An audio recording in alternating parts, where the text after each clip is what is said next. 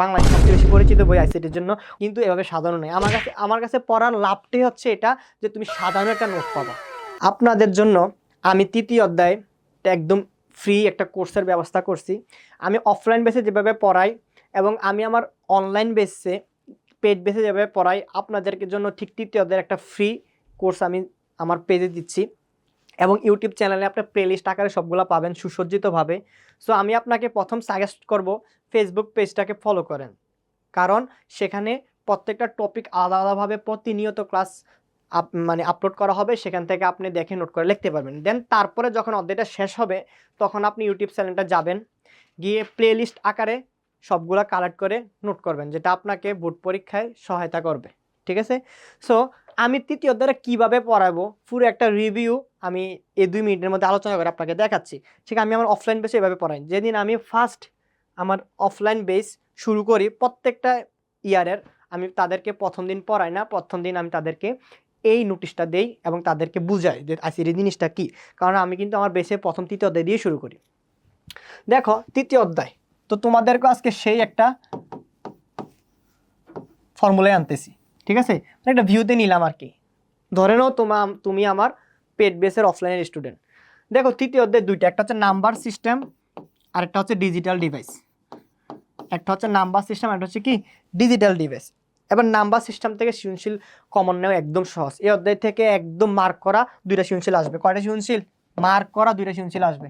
কোন আইসিটির কোনো স্টুডেন্ট যদি ইন্টার লেভেলে পাস করতে চায় তার জন্য এই অধ্যায়টা পড়লেই এনাফ।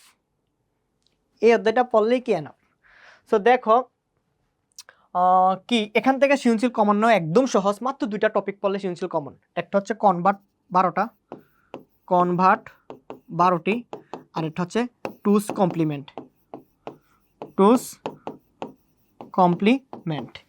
এই অধ্যায়টাও এই পাঠটাও সহজ। এখান থেকে আরেকটা আছে সৃজনশীল, তবে এটার টপিক বেশি। তবে আমি সাজেস্ট করব তোমরা, টপিক যেহেতু বেশি কিন্তু আমি টপিকগুলো লিখে দিই, দেন তারপরে তোমাদেরকে আমি সাজেস্ট করবো কোনটা বেশি ইম্পর্টেন্ট কোনটা লেস ইম্পর্টেন্ট। ঠিক আছে, এখানে আছে ট্রুথ টেবিল। হ্যাঁ, ট্রুথ টেবিল, এরপরে সরলীকরণ, আর একটা হচ্ছে সার্কিট ডিজাইন। ঠিক আছে, এটা একটা টপিকে পড়বা। আমার ক্লাসগুলো কিন্তু ঠিক সেম একই স্টাইলে আমি অফলাইন বেসে পড়াই তোমাদের। হ্যাঁ, যে মাহবুব স্যারের বই, যেটা তোমরা বাংলাদেশে সবচেয়ে বেশি পরিচিত বই আইসিটির জন্য, ওই বইটা এভাবে কিন্তু কনসেপ্টুয়ালি বা সুন্দরভাবে সাজানো নাই। আছে, প্রত্যেকটা টপিক আছে, কিন্তু এভাবে সাজানো নাই। আমার কাছে পড়ার লাভটাই হচ্ছে এটা যে তুমি সাজানো একটা নোট পাবা। সাধারণ নোটটা পরে স্যারের বইয়ের প্র্যাকটিস শিট থেকে শুধু প্রবলেম সলভ করবা, তুমি পারফেক্ট, একদম পারফেক্ট বোর্ড পরীক্ষা A+ পাওয়ার জন্য। আর স্যারের বইটা যদি ফলো করো বেসিকের জন্য, তাহলে তুমি একটা অগোছালো পাবা, তুমি পড়া টপিকগুলো ভুলে মাথাটাকে একটা জ্যাম বানায় ফেলবা। সো দেখো, দেন তারপরে কি পড়বা? তারপরে পড়বা 7টি গেট।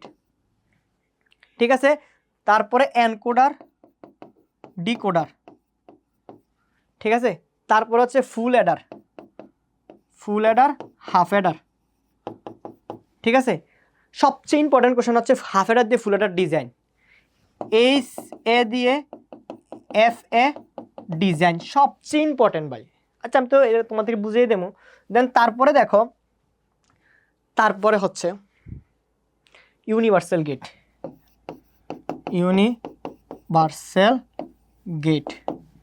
NAND গেট অথবা NOR গেট দিয়ে ডিজাইন। দেখো টপিক বেশি, এখানে মাত্র 2টা টপিক পড়লে একটা সৃজনশীল এনশিওর করা যায়, কিন্তু এখানে একটা সৃজনশীল এনশিওর করতে হলে দেখো কয়টা টপিক পড়তে হয়। 1টা 2টা 3টা 4টা 5টা 6টা 7টা টপিক পড়তে হয়। ঠিক আছে, তো এখানে তার মধ্যে আমি তোমাদের একটু মোর ইম্পর্টেন্ট লেস ইম্পর্টেন্ট জিনিসটা বুঝে দিচ্ছি। এটা 1 স্টার, এটা 2 স্টার, এটাও 2 স্টার, এটাও 2 স্টার, এটা হচ্ছে 3 স্টার। ইম্পর্টেন্ট আমি বুঝে দিচ্ছি, এটা হচ্ছে 3 স্টার আর এটা হচ্ছে 7টা স্টার। সো তোমরা এভাবে পড়বা। আর এখানের ক্ষেত্রে এটা হচ্ছে 7টা এটা হচ্ছে 7টা, বুঝছো?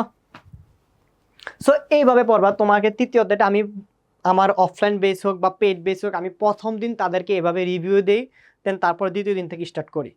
সো তোমাদের জন্য একটা যেহেতু আমি ফ্রি ক্লাসের ব্যবস্থা করলাম, তোমাদেরকে আমি একবার অফলাইনের ভিউয়ে আনবো, একদম অফলাইনে যেভাবে পড়াই ঠিক সেভাবে পড়াবো। সো এই ভিউটা তোমরা পেতে হলে তুমি আমার পেজের সাথে যুক্ত থাকো অথবা ইউটিউব চ্যানেলের সাথে যুক্ত থাকো।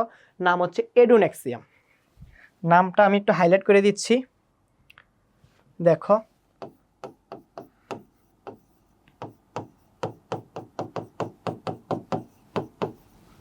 এডুনেক্সিয়াম। এছাড়াও তুমি আমার সাথে আরও কীভাবে ইন্টারেক্ট করতে পারবা, হোয়াটসঅ্যাপে নাম্বার হচ্ছে 0,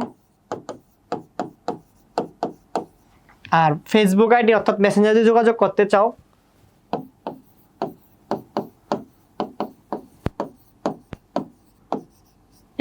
তোমরা এই 3টি উপায়ে আমার সাথে যোগাযোগ করতে পারবা। তবে আমি তোমাকে সাজেস্ট করতেছি, ফার্স্ট অফ অল সাজেস্ট করতেছি আমার সাথে যদি যোগাযোগ করা তোমার প্রয়োজনে হয়, তুমি এই পেজের সাথে অ্যাড হয়ে আমার সাথে যোগাযোগ করো।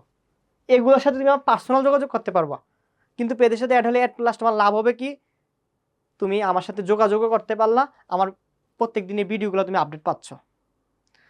সো আশা করি এই বয়সে এসে তুমি তোমার নিজের বুঝটা বুঝবে, ঠিক আছে? তোমাকে ধৈর্য কেউ বোঝানোর, কারণ তুমি যথেষ্ট ম্যাচিউরড। সো তুমি যেহেতু ইন্টারে পড়ো, একটু স্মার্ট হও, স্মার্ট হয়ে স্মার্টভাবে কাজ করার চেষ্টা করো।